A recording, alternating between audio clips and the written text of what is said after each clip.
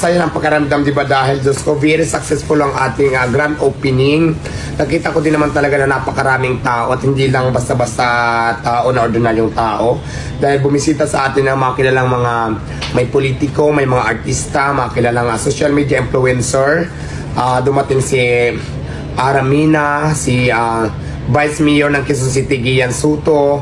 Tapos dumating sila yung mga kilalang personalidad ng mga social media. Tapos ang kagandahan dito ngayon guys sa Quezon City, dahil mayroon na akong Diwata Paris Classic, Diwata Paris Kinamatisan, ayan yung mga mino, Diwata Paris Gyudon, Diwata Family Sikin, tapos Diwata Spaghetti Overload, Diwata Sukulit, Diwata, basta ang daming mga bago ngayon. So ayan, may mga ganyang menu tayo. Kung makikita nyo, napakalinis ng pwesto natin.